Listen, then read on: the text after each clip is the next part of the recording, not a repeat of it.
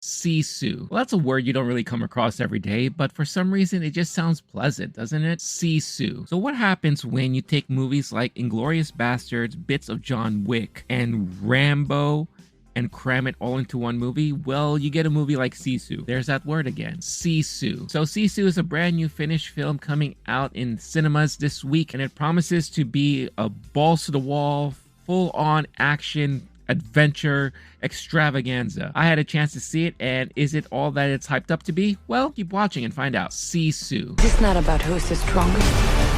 This is about not giving up. We have a word for that in Finland.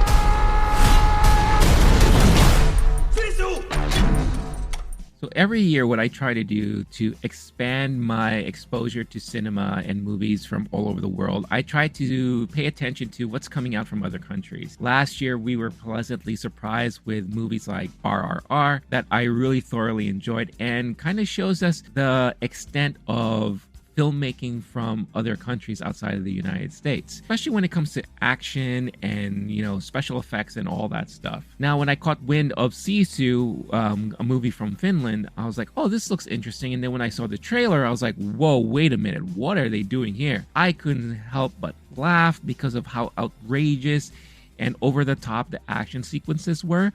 And I knew immediately that this was a movie that I had to check out. Sisu. During the last desperate days of World War II, a solitary prospector crosses paths with Nazis on a scorched-earth retreat in northern Finland. When the Nazis steal his gold, they quickly discover that they have just tangled with no ordinary miner. While there is no direct translation for the Finnish word Sisu, the legendary ex-commando will embody what Sisu means, a white-knuckled form of courage and unimaginable determination in the face of overwhelming odds. And no matter what the Nazis throw at him, the one-man death squad will go to outrageous lengths to get his gold back, even if it means killing every last Nazi in his path. After watching this movie, I could see where director Jalmari Helander kind of got his influences from, and from reading some of the interviews, a lot of his influence seemed to have come from like Rambo, Die Hard, those kind of like soul survivor, one-man army type of guys from the past that we all grew up watching. And this movie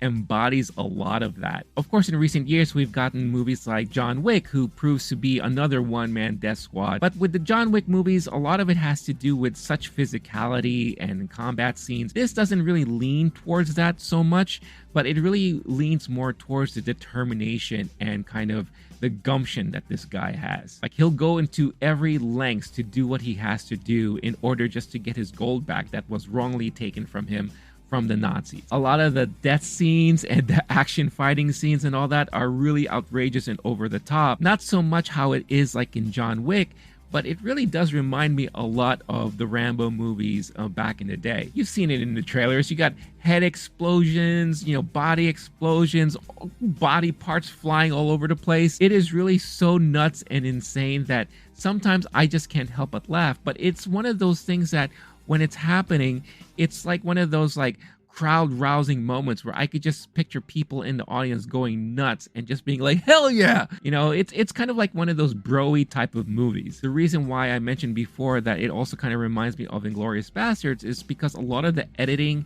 is kind of similar to Quentin Tarantino's style.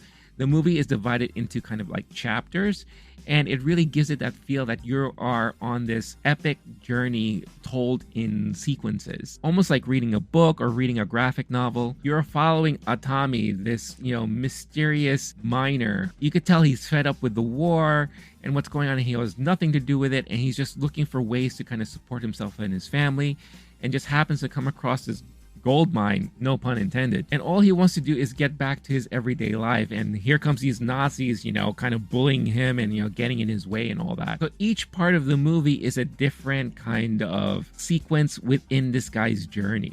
And I love how they kind of like separated all that.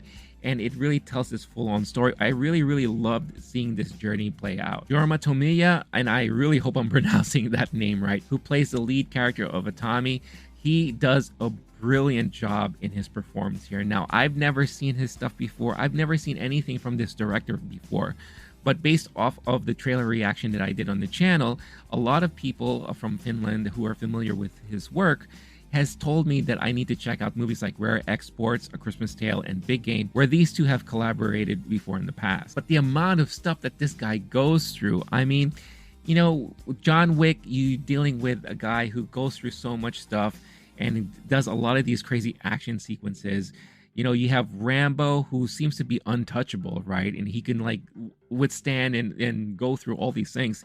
Here is a guy that is older in age, and you know, you see him going through these things, but at the same time, it's not so much the action that is like really over the top and crazy, but it's the stuff that actually happens to him that is very cringy at times. And at many times I was kind of in my seat just like, you know, cringing and like leaning back just like half closing my eyes, because I couldn't imagine how excruciatingly painful all the stuff that he is going through and suffering it really feels. And I guess that's one of the things that this movie kind of goes more into, is the toll it takes on a person's body, the toll it takes on this main character going through what he's going through. And again, it's that determination and gumption that this guy has to just make sure that he does what he does to make sure he gets what he wants to get. It's not so much about the overall cause so much.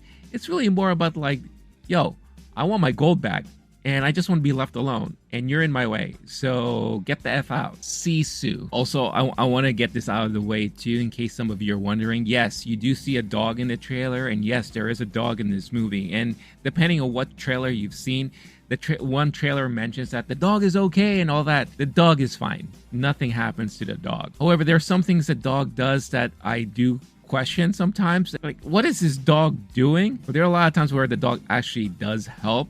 So it's just interesting to see how there's so many comparisons about John Wick and this movie just because of the dog part. It's very different from that. One of the great things I also love about the movie is that the guy doesn't really talk that much. So you learn more about him through narration of other people within the movie. Again, you've seen it in the trailers where you have kind of, it looks like a female platoon, a female militia group there. And it's really through their narration of the folklore of this kind of one-man death squad, this guy, as they're kind of like telling these stories to their captors, who happens to be the Nazis, about the folklore behind this guy. So you really learn more about this individual through narration and storytelling, which is kind of unique in its own too, because it is very reminiscent to how folklores and folktales are started. You know, word of mouth, you passed on from generation to generation, and that is basically what instills this curiosity and fear within the Nazi regime. Of course, just like every other Nazis you've seen on film, they don't believe any of this stuff. They're like, please, we're the superior people around here. And you know, later on they find out for themselves just how true all of this stuff really is. Another thing that I really love about this movie is that it knows what it is, and it doesn't really shy away from what it's trying to do. And it's a very simple story. One guy has something, tries to go home, gets bothered by bullies. Bullies take his stuff, he wants his stuff back, and will do whatever it takes to get it back, and then stuff ensues, and then he carry on. You gotta love movies like that, where it's just very simple, you know, you don't really have to think so much. It's one of those type of non-thinking action movies that you're just in it for the thrill ride. Plus, it's not that long at all. It's an easy watch, and like I said, whether you watch this in the theater or at home, it's something that you can enjoy equally both ways. But I will say this is definitely one of those movies that is probably best enjoyed in a crowd. So it's worth going to the theater for, just to be able to enjoy and hear all those reactions to all the insane stuff that happens on screen. Now, with all the things that I loved about the movie, the one thing I will say that kind of disappointed me is, unfortunately, a lot of the big surprise moments were spoiled because of the trailer. This is definitely one of those movies that I wish I went in without seeing anything. Maybe someone told me about it, maybe I read an article about it, or I just saw a synopsis lying around somewhere. And it was something that I'm like, all right, this looks like something I want to check out. I could only imagine the surprise I would get, the shock I would get while seeing the first things that happen in the movie. Most of that stuff you see in the trailer. And even though, you know, you've seen it already, it still kind of hits you hard when you watch it for the first time. And I couldn't help but be like, whoa, with my emotions and my verbal reactions and all that. Now, with that being said, there are still some moments that happened in the film that were not spoiled in the trailer that I really appreciated when I saw it fresh. But definitely, if you were geared up and you're hyped up because of all the crazy stuff that you've seen in the trailer, then get ready because you do get to see more of that. So if you're someone who is a fan of like over-the-top action movies, if you're a fan of movies that you grew up with like Commando, Rambo, even Die Hard, if you're fans of recent movies like all the John Wick and Quentin Tarantino's type of action flicks and all, then this is definitely going to be a movie for you. However, if you're a little bit squeamish about blood and guts and body parts and things that could happen to an individual's body, then maybe you need to be a little bit more cautious about seeing this film. When the movie was said and done, I was pretty satisfied at the end. I thought the ending was also very unique in its own, where the story pretty much closes out in a very satisfying way. Of course, I'm not going to spoil anything here, but I was very pleased with how everything turned out. Now, could this lead to maybe a franchise later on down the road? Maybe. I mean, we're still in World War II, so anything is possible, especially if a war is still going on. So could this guy find himself in other situations? It'll be interesting to see what the director may have in mind for future potential here. But like I said, I really thoroughly enjoyed this movie. On Letterboxd, I gave it 4 stars and I definitely liked it. This is definitely one of those movies that I could see myself watching again.